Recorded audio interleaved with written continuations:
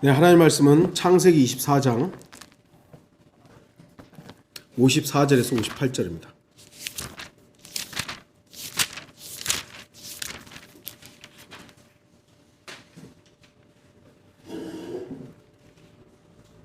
창세기 24장 54절에서 58절입니다. 제가 말씀을 읽도록 하겠습니다.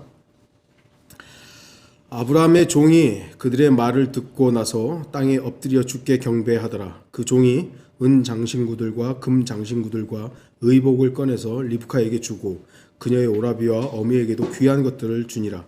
그들이 즉 그와 그의 일행들이 먹고 마시며 온 밤을 지내고 아침에 일어나서 그가 말하기를 나를 나의 주인에게로 보내소서 하니 그녀의 오라비와 어미가 말하기를 소녀로 며칠 적어도 열흘을 우리와 함께 있게 하고 그 후에 그녀가 갈 것이라 하더라. 그가 그들에게 말하기를 나를 지체시키지 마소서. 주께서 내 길을 형통케 하셨으니 나를 보내어 내 주인에게로 돌아가게 하소서 하더라. 그들이 말하기를 우리가 소녀를 불러 그녀에게 직접 물어보리라 하고 그들이 리브카를 불러서 그녀에게 말하기를 내가 이 사람과 함께 가겠느냐 하니 그녀가 말하기를 내가 가겠나이다 하더라 그랬습니다. 오늘 말씀의 제목은 내가 가겠나이다. D.L. 무디가 한 번은 300여 명의 무신론자들의 모임에서 복음을 전한 일이 있었습니다. 무디는 그곳에서 30명을 주님께로 인도했습니다. 무디는 예수 그리스도를 개인의 구주로 영접하겠다는 한 사람을 그의 친구들 앞에 일으켜 세워 주님을 공개적으로 영접하도록 했습니다. 이 사람이 300여 명 앞에 서 있는 동안 무디는 이렇게 말합니다. 자, 이 사람은 여러분의 영웅입니다. 자, 누가 일어서서 나는 예수 그리스도를 영접하지 않겠다. 나는 그분과 아무런 관계를 갖고 싶지 않다라고 선언하겠습니까? 라고 물었을 때 한 사람이 일어섰습니다. 그러자 무디는 자, 여러분 앞에 이제 2명의 영웅이 서 있습니다. 어떤 영웅을 따를 것인지 결정하십시오. 한 사람은 공개적으로 예수 그리스도를 영접해서 그리스도인이 되었고 한 사람은 공개적으로 나는 예수 그리스도와 무관하다. 나는 안 믿겠다. 이렇게 한 사람이죠. 그러자 30명이 예수 그리스도를 영접한 사람을 따르겠다고 예수 그리스도를 공개적으로 선언하면서 일어섰던 것입니다. 반면 두 번째 영웅, 나는 예수 그리스도 안 믿겠다. 나는 예수 그리스도와 아무 관련이 없다. 아무도 일어서지 않은 겁니다. 물론 대부분의 사람들은 두 영웅 어느 누구도 따르지 않았습니다. 하지만 결과적으로 예수 그리스도를 영접하겠다고 일어선 30여 명은 그들만 구원받은 것이죠.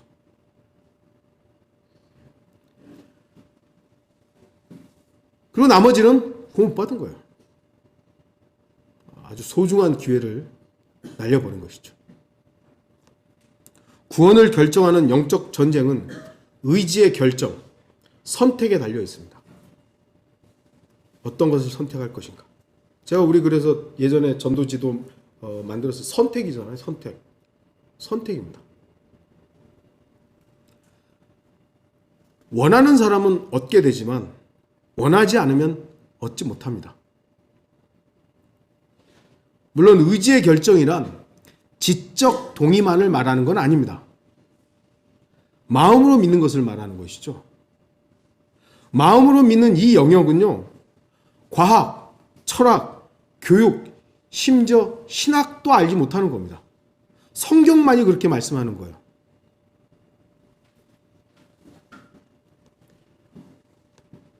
어떤 신학자가 글을 써서 구원이 지적 동의만으로 이루어지는 것이라면 하서 쭉 지적 동의가 아니다는 거죠. 제가 그래서 지적 동의 아니라고, 믿음이라고, 마음의 믿음이라고, 마음으로 믿어 위에 이르는 거죠. 머리로 이해해서가 아니에요. 마음으로 믿었을 때 지적인 요구들이 필요하긴 해요. 아무것도 모르는데 어떻게 믿어요? 이해가 안 되는데 어떻게 믿어요? 물론 이해 안 돼도 믿긴 합니다만 믿음이 먼저예요. 마음으로 믿는 게 먼저고 그 다음이죠. 그런데 우리가 이제 복음을 전할 때 마음으로 믿으라고 하는 이것을 지적 동의로 착각한 거예요. 지적 동의는 구원이 아닙니다. 성경은 지적 동의하라고 한 게 아니라 마음으로 믿으라고 그랬죠. 그래서 마음의 결정들, 마음의 선택, 그것이 의지로서 표명됐을 때 그것이 결과를 낳는 겁니다. 오늘 본문에 리브카의 선언, 내가 가겠나이다죠. 영어로 I will go요. I will go. 내가 가기를 원합니다. 내가 will. 내 뜻이 그렇습니다. 읽어보시죠. 의지의 표명이 있는 거예요. 인생이란 어떻게 보면 길다고 하면 길고 짧다고 하면 짧죠. 이러한 수많은 선택의 순간을 맞게 됩니다. 어떤 일을 할 것인가? 어떤 걸 먹을 것인가? 어떤 것을 구입할 것인가? 어떤 것을 입을 것인가? 아침마다 우리 자매가 물어봐요. 너 뭐 입지? 그럼 저는 뭐라 그러겠어요? 그냥 벗고 가. 우리의 생활 속에서 항상 뭔가를 선택해요. 저도 점심 때 뭐 먹지? 정말 고민이에요. 뭐 먹지?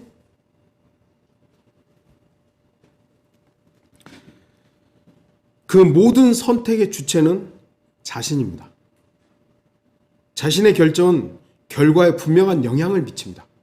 물론 옆에서 영향을 미치는 부분들이 많이 있습니다만 결정 자체는 누군가 대신해 주진 않아요. 자신이 하는 것이죠. 옆에서 영향들 많이 끼치죠. 야, 이거 먹을까? 아 그래 이거 먹을까? 저거 먹을까? 짜장면 먹을까? 짬뽕 먹을까? 옆에서 나 짜장면 먹을래 뭐 하면 영향을 미치긴 하지만 그것을 결정하는 것은 결국 자신이에요. 인생에 있어서 가장 중요한 선택은 물론 구원에 대한 의지의 결정입니다. 하지만 극단적 칼빈주의자들은 인간의 의지를 행위라고 말하는 거예요. 믿음으로 믿는, 마음으로 믿는 이것이 믿는다라는 믿음을 뭐 영어나 헬라어나 동사래요, 동사. 그래서 이게 뭐 행위다. 그렇게 가르칩니다. 그렇기 때문에 극단적 칼빈주의자들은 구원에 있어서 자신의 의지를 사용하는 것을 믿어야 한다는 것을 경계하는 거예요. 경계해요. 아, 믿어져야지. 하나님이 나를 믿게 해야지. 내가 막 믿으려고 하는 게 아니라 믿어져야 된다는 거예요. 그래서 그분들의 간증들 보면은 믿어졌다 그러는 거죠. 아, 하나님께서 나를 믿게 하셨다고. 그러다 보니 그 결과에 의해서 구원에 이르는 중대한 결정을 자꾸 미루는 거예요. 믿어야 되는데 그 순간 믿어야 되는데 아직 안 믿어진다고. 아직 안 믿어진다. 하나님께서 내가 예정된 사람이면 어느 순간 믿어질 거라고. 여러분들 장로교인들하고 얘기하다 보면 그런 얘기들 많이 할 거예요. 믿어져야 된다고. 제가 말씀드렸죠. 믿어지는 게 아니라 믿어야 되는 거라고요. 믿어지는 게 아니라 믿는 거지. 그럼 안 믿어지는 건 누구 책임이에요? 자기 책임이 아니라 하나님 책임 되잖아요. 안 믿는 것은 자기의 책임인데 안 믿어졌다. 이런 식으로 발뺌을 하는 거예요. 그래서 극단적 칼빈주의의 이 예정론은 비성경적인 겁니다. 그럼에도 우리나라는 이 칼빈주의가 그냥 가득 채 있어가지고 이 교리가 마치 정통 교리인 양 가르쳐주고 있는 것이죠. 결코 의지는 행위가 아닙니다. 선택일 뿐이에요. 이걸 할 것인가 저걸 할 것인가. 물론 이 결정 이후에 나타나는 현상들은 행위로 연결이 되죠. 그러나 선택 자체는 행위가 아니에요. 결정이죠. 그 의지가 실행위로 옮겨지는 것이 행위로 여겨지지만 의지의 결정 자체는 행위가 아님을 우리가 알아야 됩니다. 그래서 우리는 어떤 일들에 있어 앞에서 책임을 하나님께 떠넘길 수 없어요. 죄가 여러분 우리가 죄를 진짜 누구 때문에 짓는 겁니까? 마귀 때문에 짓는 겁니까? 마귀가 영향을 끼치긴 하지만 그 죄를 결정한 건 나예요. 내가 하는 거예요. 우리가 태초 이전에 하나님께서 다 죄를 짓기로 예정해놔서 우리가 그 일을 하는 게 아니라 내가 그 순간 그 죄를 좋아했기 때문에 하는 거예요. 죄의 결과는 책임이 나에게 있는 거예요. 근데 하나님께서 그 책임을 아들에게 지웠기 때문에 우리가 자유로워진 것이지, 죄 지은 것 자체가 하나님으로부터 기인한 건 아니에요. 그래서 의지의 결정, 이런 부분들을 이게 행위로 뭐 해가지고 마귀적인 어떤 교리들에 우리가 마음 뺏겨서는 안 되는 것이죠. 오늘 보면 창세기 24장에는 중요한 예표들이 많이 등장합니다. 특히 리브카의 등장은 구약 성경에서 발견되는 교회의 예표로서 매우 중요한 의미가 있습니다. 물론 예표를 살펴보기 전에 본문의 내용도 우리가 잘 알고 있습니다만 다시 한번 이렇게 쭉 연결을 해보면요. 하나님의 친구라고 불리는 아브라함은 하나님께서 약속에 따라 주신 아들 이삭을 위해서 신부감을 준비하려고 합니다. 아브라함은 자신의 가장 나이 많은 종 엘리에셀을 불러서 이삭을 위한 신부감을 찾으라고 부탁을 합니다.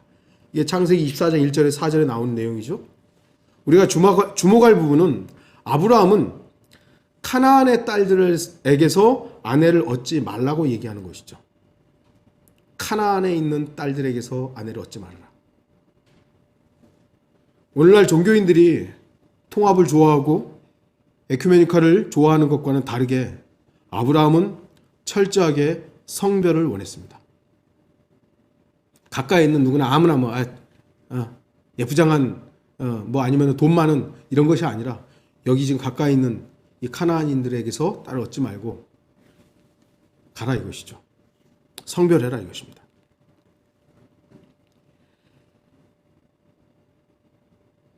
왜 그랬겠습니까?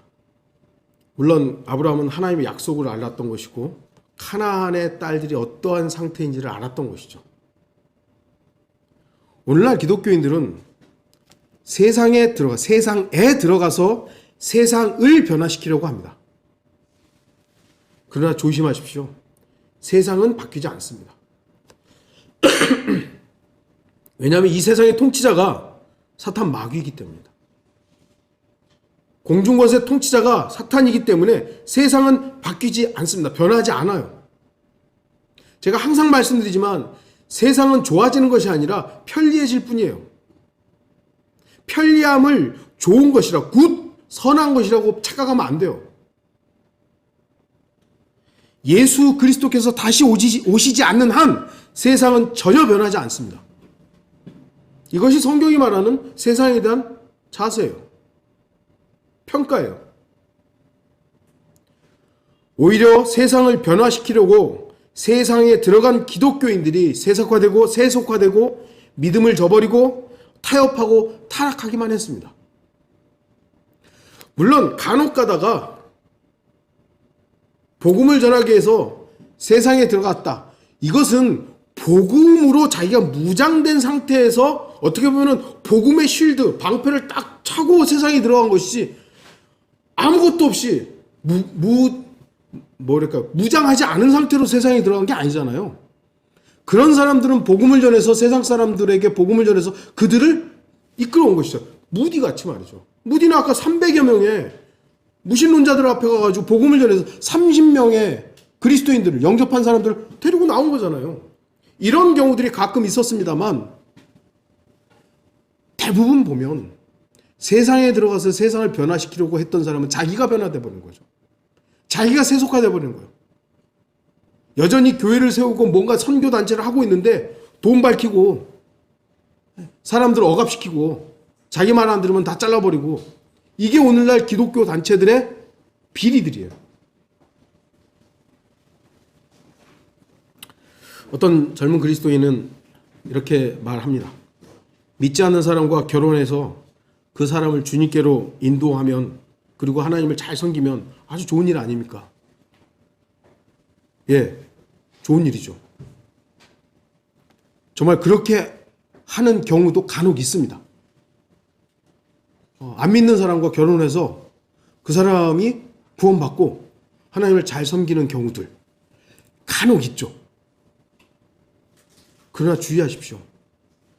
정말 구원받지 않은 그 사람을 사랑하여서 결혼하고 싶다면 먼저 그 사람에게 복음을 전하고 구원받도록 하고 그리고 나서 결혼해도 늦지 않아요.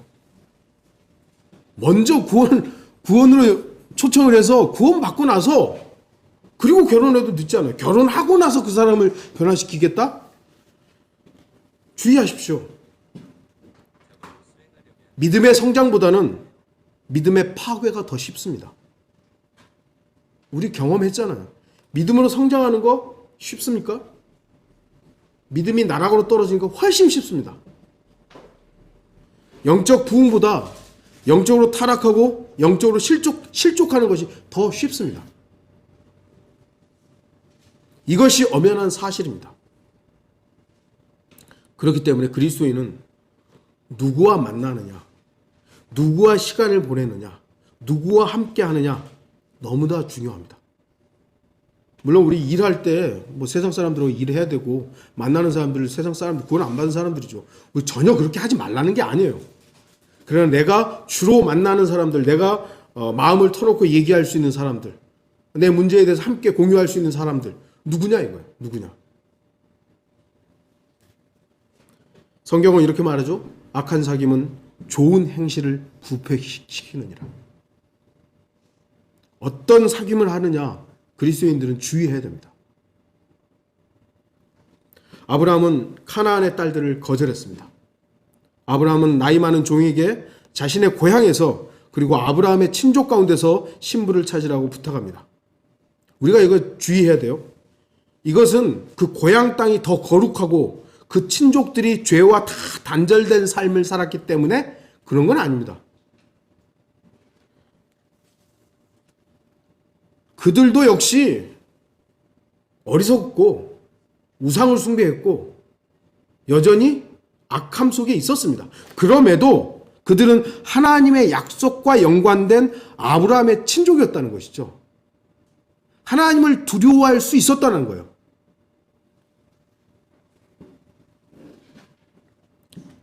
그것 위에는 다른 게 없어요.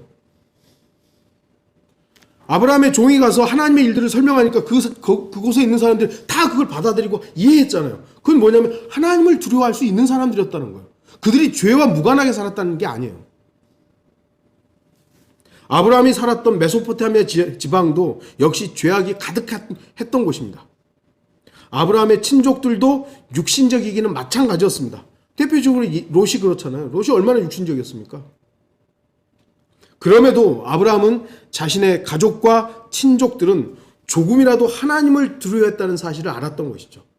그래도 그 혼탁한 세상에서 하나님을 두려워한다는 그 사실만으로도 저쪽으로 가야 되는구나. 이게 된 것입니다. 그래서 가나안의 딸들로 신부감을 얻지 말라고 했던 것입니다. 이게 이제 오늘 본문의 내용의 전개입니다. 창세기 24장은 내용의 90% 이상이 예표, 모형으로 구성되어 있습니다. 아브라함은 아버지 하나님을 예표하고 나이 많은 종은 엘리에셀은 성령 하나님의 예표죠. 이삭은 아들 하나님이신 예수 그리스도를 예표합니다. 그리고 리브카는 한 남편에게 정혼한 순결한 처녀인 교회를 예표합니다. 그러니까 완벽하게 다 맞아떨어지는 건 아니지만 예표로서 그렇다라는 거예요. 예표로서. 나이 많은 종은 하나님의 예비하심을 알기 위해 기도하고 움직입니다. 창세기 24장 10절에서 14절 내용입니다. 하나님께서는 그의 길을 예비해 주셔서 리브카를 만나게 해주셨습니다. 창세기 24장 15절에서 16절, 23절에서 24절의 내용입니다. 아브라함의 친족의 집으로 초대되어 가게 됩니다. 24장 32절에서 33절 내용입니다. 엘리에셀은 지금까지 있었던 일들을 낱낱이 설명합니다.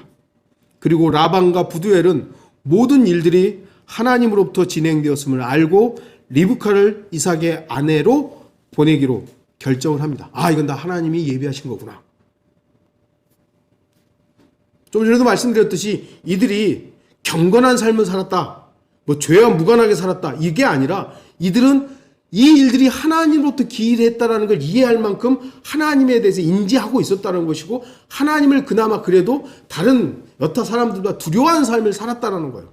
제가 우리 청년들에게 오늘날 혹시라도 결혼한다면 정말 신실한 그리스도인 만나기 힘든 시대이죠. 그런 자매를 만나는 게 제일 좋겠습니다만 혹여 그렇지 못하다면 가장 먼저 점검할 것, 하나님을 두려워할 수가 있느냐. 물론 세상 사람들 가운데 누가 하나님을 두려워하겠어요. 그런데 하나님을 두려워한다는 것은 자기의 죄성에 대해서 인지한다는 거예요. 이건 죄인데. 부끄러워할 줄 아는 거예요. 오늘날 젊은이들 죄 부끄러워하지 않아요. 그게 죄라고 지적을 해줘도 이거 남들도 다 하는데 이렇게 되는 거예요. 근데 그것이 죄라고 지적했을 때 그래? 이렇게 한다면 가능성이 있는 거예요. 너 그런 거 하지 마 했을 때 거기에 대해서 반응을 보인다면 그래도 얘는 가능성이 좀 있겠구나. 술 먹는 거 좀 어때? 남들 다 먹는데 이런다면 벌써 튼 거예요. 좀 빨리 헤어지는 게 좋아요. 이제 이 모든 것들이 잘 이루어지고 있습니다. 엘리에셀은 아브라함으로부터 받은 예물을 다 이제 전달합니다. 이 부분은 성령님의 사역을 예표로 볼 수 있습니다. 성령 하나님은 무엇이든지 받은 것과 본 것을 제시합니다. 엘리에셀은 자기 재산을 준 게 아니잖아요. 자기 보물을 준 게 아닙니다. 아브라함으로부터 받은 것을 그걸 다 전달해 줍니다. 성령 하나님은 자신의 것을 제시하는 경우가 없습니다. 그것은 성령 하나님의 특징이자 성령 하나님의 사역입니다. 성령님은 받은 것을 주시는 거예요. 요한복음 16장 13절에서 15절 그러나 진리의 영이신 그분이 오시면 너희를 모든 진리로 인도하시리라. 그분은 자신에 관하여 말씀하지 아니하시며 무엇이나 들은 것을 말씀하실 것이요 또 너희에게 다가올 일들을 알려주시리라. 그분이 나를 영화롭게 하시리니 이는 그분이 내 것을 받아서 너희에게 알려주실 것임이라. 아버지께서 가지신 것은 모두 내 것이라. 그러므로 그가 내 것을 가지고 너희에게 알릴 것이라고 내가 말하였노라. 예수 그리스도의 것을 전달하는 거예요. 아들의 것을, 아버지의 것인 아들의 것을 성령은 전달하는 것이 성령을 전달하는 게 아니에요. 예수 그리스도를 우리가 영접하잖아요. 그럼 우리 안에 누가 계시는 거죠? 성령이 오시는 거잖아요. 우리가 성령을 영접하는 게 아니에요. 아들을 영접하는 것이지. 예수 그리스도를 영접할 때 그의 영이신 성령이 우리 안에 아들로서 존재하시는 거예요. 이거 삼위일체인데 이거 어떻게 설명하겠어요? 성경이 그렇다는데. 오늘날 성령 운동하는 자들이 있죠? 이들은 성경에서 말씀하는 성령 하나님과는 전혀 다른 영을 받고 있는 겁니다. 그들은 성령이라고 부르짖고 있지만 성경의 하나님이 아닙니다. 성경이 말씀하는 성령님이 아니라면 어떤 영이죠? 성경은 말하죠. 거짓 영, 미혹하는 영, 마귀의 영입니다. 속지 말아야 됩니다. 그 영이 어떤 영인지 우리는 분별해야 됩니다. 요한일서 4장 1절 사랑하는 자들아 모든 영을 다 믿지 말고 그 영들이 하나님께 속하였는지 시험하라. 이는 많은 거짓 선지자들이 세상에 나왔음이니라. 여전히 그러니까 옛날보다 조금 사그러들긴 했습니다만 여전히 방언하고 귀신 쫓아내고 이런 것이 성령의 일이라고 여전히 부르짖는 사람들 기독교에 여전히 많습니다. 우리는 지금 그런 것과 되게 너무 멀리 떨어져 있기 때문에 기독교계에서 어떤 일들이 일어나 잘 모르니까 이제 요즘 방언 많이 안 하나 보다 하는데 아니에요. 여전히 많이 해요. 여전히 방언이 성령 받은 거고. 물론 제가 말씀드리지만 특별히 하나님께서 개인의 경험으로 그런 일들이 있을 수 있어요. 우리가 하나님을 제한할 수는 없으니까 있을 수 있죠. 그러나 그렇게 집단적으로 사도행전에 나오는 그런 은사주의식 성령 집회 이런 것은 하나님의 일이 아닙니다. 여러분들이 하나님께 요청을 해서 어떤 경우 특별한 경우에 언어가 튀어나올 수 있어요. 그걸 통해서 뭔가를 또 주님의 경험을 할 수도 있고 그러나 그것은 개인의 경험일 수는 있지만 집단적인 경험으로 그것이 성령의 역사라고 하는 것은 우리가 주의해야 됩니다. 그거는 하나님의 일이 아니에요. 왜요? 성령님은 그런 식으로 지금 역사하지 않기 때문입니다. 그래서 그 부분들은 잘 구분하셔야 됩니다. 이제 하루가 지납니다. 리브카의 가족들은 모두 기쁨과 즐거움으로 가득 차 있습니다. 이제 우리 딸이 드디어 좋은 신랑을 만나겠구나. 리브카의 가족들은 모두 기쁨에 차 있습니다. 그런데 의외의 일이 발생합니다. 엘리에셀이 리브카와 떠나겠다는 겁니다. 아침에 그냥 떠나겠다는 거죠. 가족들은 당황스럽죠. 조금만 더 있다 가라고. 적어도 열흘이나 있다 가라고. 10이라는 숫자는 이방인들의 숫자이며 10이라는 숫자는 중요한 결단을 미루게 하는 그런 숫자이기도 합니다. 카운트다운 할 때 10, 9, 8 아니 왜 5, 4, 3부터 해도 되는데 왜 10부터 할까요? 모르겠어요. 그게 그러니까 그냥 세상 사람들 다 그렇게 하고 있어요. 10이라는 좀 여지를 주고 있는 것 같은데 이건 미룬다라고 표현할 수도 있는 것이죠. 중요한 결정은 신중한 것이 좋습니다. 그러나 신중함과 결정을 지체하고 미루는 것과는 다른 겁니다. 어떤 의미로는 시간의 문제가 아니라 의지의 문제일 때가 더 많습니다. 결코 시간이 문제를 해결해 주지 않는 경우도 있죠. 물론 신중하고 진중해서 조급한 선택을 했을 때 어떤 일들을 망치는 경우도 많습니다. 그러나 답이 이미 정해진 것이라면 신중함이 아니라 결단이 필요한 것이죠. 리브카의 경우는 이미 결정된 상황이에요. 그럼 신중할 게 아니라 결단이 필요한 겁니다. 자칫 시간을 낭비하는 경우들이 많습니다. 우리가 하나님께 나아가야 한다는 것은 이미 결정된 사항이에요. 이건 미뤄야 된다고 내일로 미룰 일이 아니에요. 어떤 일을 할 것인가에 대해서는 우리 신중함이 필요하고 좋은 자도 많이 있어야 되고 이거 참 어떤 걸 하지? 굉장히 고민스러울 때는 어느 정도 신중함과 시간도 필요하겠지만 이미 결정되어 있는 거예요. 구원받아야 된다. 이거는 미뤄야 될 게 아니에요. 결단을 해야 되는 것이지.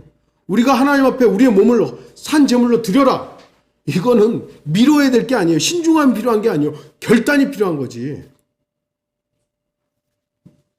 엘리에셀은 모든 것이 하나님에 의해서 결정된 것이기에 더 이상 지체할 수 없다고 말합니다. 하나님의 일이라면 이미 결정된 결과가 정해진 부분이라면 지체하거나 미뤄져서는 안 됩니다.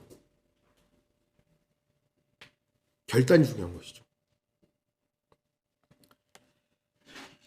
이제 중요한 결정의 요구가 있었습니다. 내가 이 사람과 함께 가겠느냐? 물어보죠.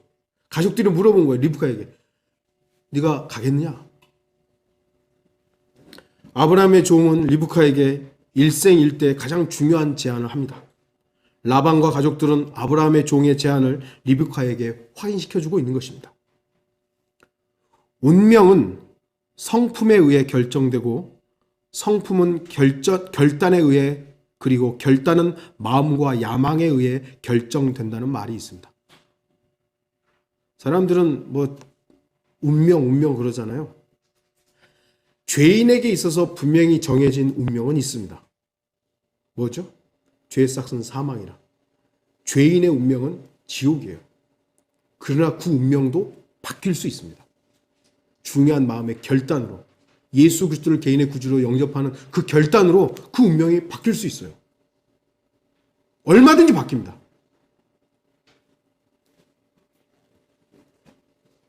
어쨌든 인생은 예와 아니오라는 두 단어에 달려 있어요. 만일 리브카가 아니요 더 있겠습니다 라고 대답했다면 그녀의 생애는 메소포타미아에서 그녀의 가족들과 친족들과 친구들과 조금 더 안정된 익숙한 삶을 조금 더 누릴 수 있었을 것입니다. 그러나 리브카는 하나님의 약속을 더 신뢰했던 것입니다. 리브카는 주저하지 않고 내가 가겠나이다. I will go. yes를 선택한 거죠. 가만히 생각해 보면 아브라함의 종의 요구는 너무 급박했던 거예요. 아니 리브카가 이게 우물에 가서 우물에서 물 뜨고 있다가 어떤 사람을 만났어요. 얘기하다 보니까 우리 친족이에요. 집에 초청을 했었는데 갑자기 이제 이거 하나님 뜻이고 내 주인의 아들과 리브카 결혼시켜야 됩니다. 리브카 입장에서는 알지도 못하고 보지도 못하고 생판 모르는 사람하고 결혼해야 된대요. 얼마나 당황스러운 일입니까? 만일 리브카가 전적으로 하나님의 섭리와 뜻을 신뢰하지 않았다면 리브카는 여러 가지 이유를 대고 머뭇거리거나 지체했거나 아니면 나 이 결혼 못합니다 라고 할 수도 있었을 것입니다. 그러나 리브카는 머뭇거리지도 지체하지도 생각할 여지나 가족들과의 그 짧은 추억도 거절한 겁니다. 내가 가겠습니다. 내가 가겠나이다. 오로지 하나님의 섭리와 하나님의 일만 본 거예요. 하나님의 약속만 본 거예요. 주님께서는 성령 하나님을 통해 우리를 초대하십니다. 구원받지 못한 죄인들에게는 구원으로 초청하십니다. 머뭇거리거나 지체해야 될 어떤 이유도 없습니다. 죄인에게 구원의 복음, 기쁜 소식이잖아요. 굿뉴스잖아요. 그 죄인에게 주어진 그 기쁜 소식이라면 지체해야 될 이유가 없어요. 나 구원받고 싶습니다. 구원 받겠습니다. 예스, 내가 받겠습니다. 하면 되는 겁니다. 그러면 그 선물은 누구도 예외 없이 그 사람에게 주어지는 거예요. 흑인 영가에는 이런 가사가 있다고 합니다. 그분은 더 이상 이 땅에 죽으러 오시지 않는다네. 참 흑인 영가에도 참 가사가 너무 좋은 내용이 많아요. 모든 죄인은 주님께서 심판주로 오시기 전에 구원받아야 됩니다. 성령님께서 손을 내밀고 가자 그러면 가야 돼요. 그걸 거절한 사람들에게는 결국 하나님의 심판만이 있는 것입니다. 성도들도 마찬가지입니다. 주님께서 부르시며 가자고 하면 그 말씀에 순종하면 됩니다. 이제 곧 주님께서 성도들에게 이리 올라오라 라고 부르실 것입니다. 그리스도인들이 이 땅에 머뭇거리거나 지체해야 될 이유가 있습니까? 여러분들 여기에 머뭇거려야 될, 지체해야 될 이유가 있습니까? 고린도전서 15장 51절에서 53절. 보라, 내가 너희에게 한 가지 신비를 말하노니 우리가 다 잠잘 것이 아니요 오히려 우리가 모두 변화될 것이니 마지막 나팔 소리에 눈 깜짝하는 순간에 그러하리라. 나팔 소리가 나면 죽은 자들이 썩지 아니하는 몸으로 일으켜지며 우리도 변화되리라. 그래야 이 썩을 몸이 반드시 썩지 아니할 몸을 입고 이 죽을 몸이 반드시 죽지 아니할 몸을 입으리라. 데살로니가전서 4장 16절 17절. 주께서 호령과 천사장의 음성과 하나님의 나팔 소리와 함께 하늘로부터 친히 내려오시리니 그러면 그리스도 안에서 죽은 자들이 먼저 일어나고 그리고 나서 살아남아 있는 우리도 공중에서 주와 만나기 위하여 그들과 함께 구름 속으로 끌려 올라가리니 그리하여 우리가 영원히 주와 함께 있으리라. 우리는 이 소망으로 살아가요. 저는 이 소망으로 살아갑니다. 레프트 비하인드라는 소설도 있고 영화도 미국에서 만들었는데 그거 보면요, 뭐 다 본 게 아니라 그 앞에 부분에서 이제 휴거되는 장면들이 영상으로 딱 있잖아요. 그거를 보는데 저는 너무 감동스럽더라고요. 어떤 아주머니가 이렇게 이제 아이를 그 유모차에 싣고 쭉 가는데 갑자기 펑 하더니 없어져 버린 거예요. 공항에서 이제 아이하고 이제 오래간만에 허구하려고 타는데 옷만 툭 떨어지는 거예요. 전 진짜 그런 날이 있을 거 아니에요. 그날이 있을 거 아니에요. 우리는 그걸 믿고 지금 살아가잖아요.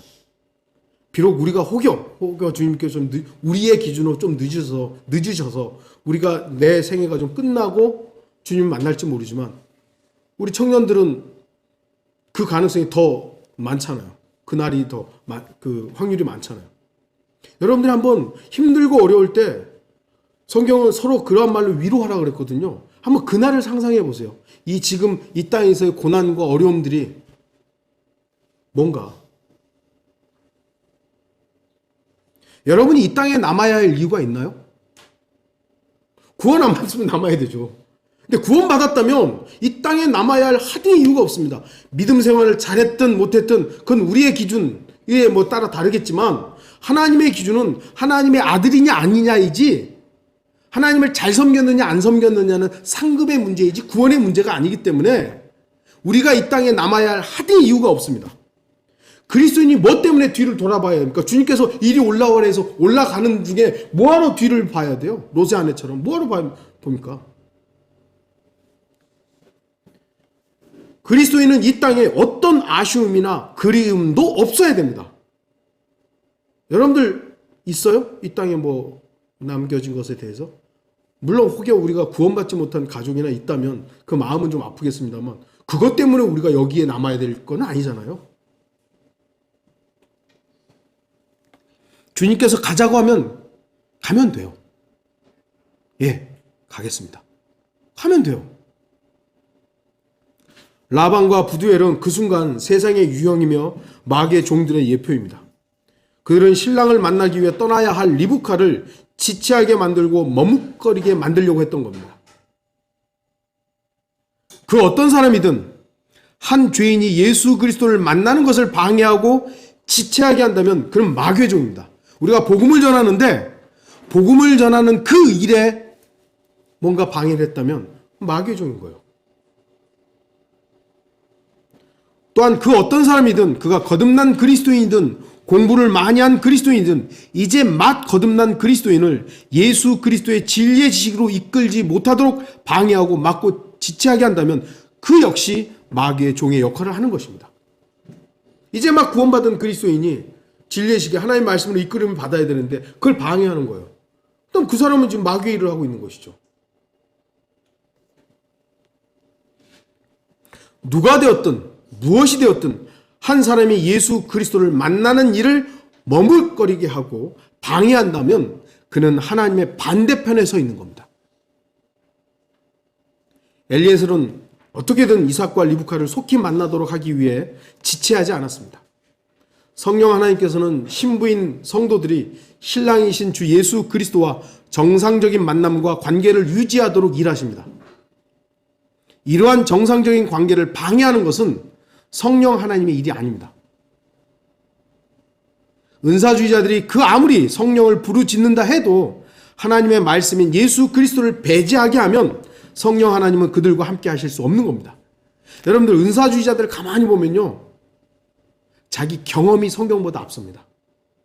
자기가 체험한 것이 하나님의 말씀보다 위에 있어요. 그래서 목사들이나 기도 원장들이 자기 뭐 계시 받았다고 하면 거기에 훅 가는 거예요. 왜요? 성경은 액세서리가 되어버린 거예요. 그들의 뭐 계시가 되었든 체험이 되었든 그 모든 것들이 하나님의 말씀으로 점검받으면 그런 일들이 우리가 주의해야 되는데 해야 되는 것인데 하나님의 말씀은 뒷전이고 그 개인의 간증, 개인의 체험, 계시받은 거 이런 것이 우선시 되어버리니까 결국 거기에는 하나님의 일이 있는 것이 아닙니다.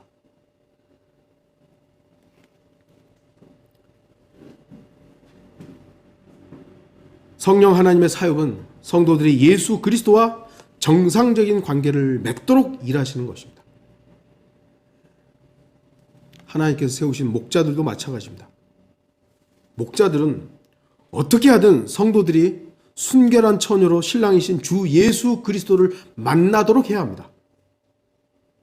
사도 바울은 어리석은 자신을 용납해 달라고 말하면서 내가 너희를 한 남편에게 정혼시켰나니 이는 한 순결한 처녀로 너희를 그리스도께 바치려고 한다고 말한 것이요. 그리스도께 바치려고 한다고. 그래서 목사들은 성도들의 성별을 위해 설교해야 되는 것이고요. 죄에 대해서 경고해야 되는 것이고요. 거룩한 삶을 살 수 있도록 조언해야 하는 것입니다. 목사가 강단에서 자기 자신을 드러내고 교회의 모든 어디 조직이라든지 이런 것들을 목사에게 집중시키고 있다면 그 사람은 하나님의 사람 아니에요. 교주이지. 우리는 그 어떤 경우에도 이 목사, 지도자, 성경 교사, 복음 전도자 누가 되었든지 간에 예수 그리스도께로 지금 이끌어 가고 있는 것인가? 그것만 확인하세요.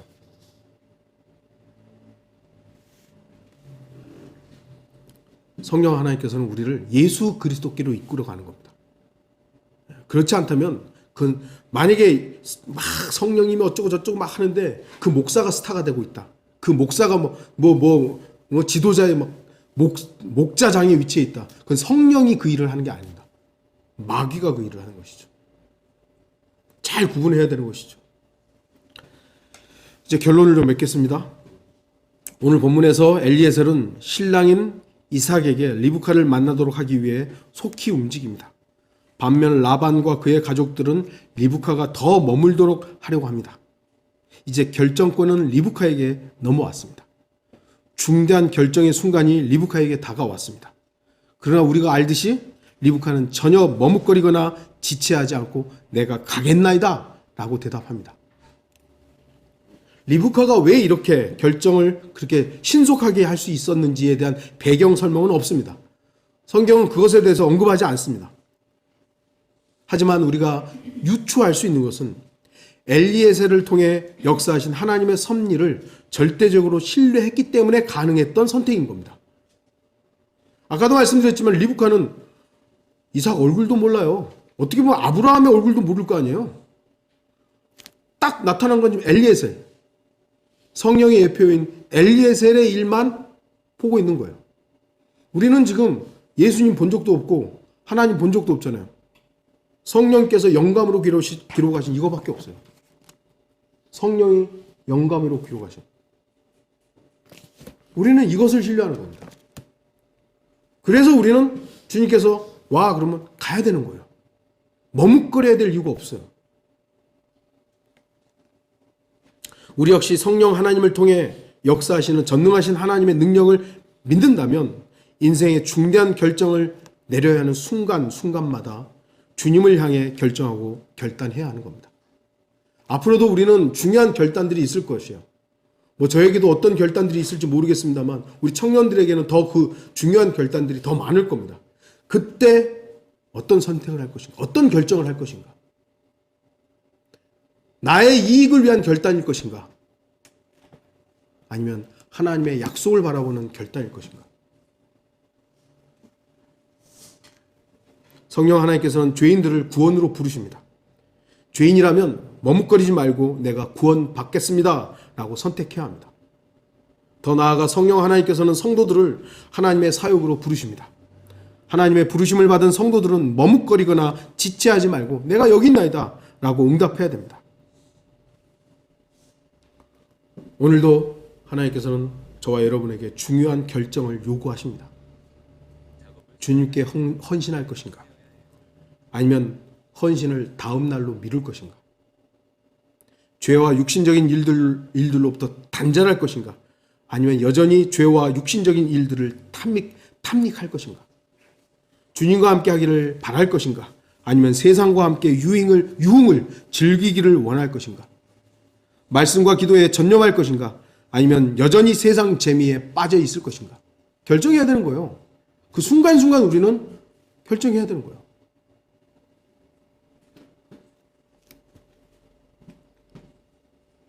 주님께서는 주님과 함께 하기를 원하십니다. 리브카가 결단했던 것처럼 우리는 주님 앞에 대답해야 합니다. 내가 가겠나이다. 주님과 함께 하겠습니다. 주님과 함께 하겠습니다. 오직 주님을 향한 우리의 의지를 사용하는 베델 성도들이 되기를 바랍니다. 다 같이 기도하시겠습니다.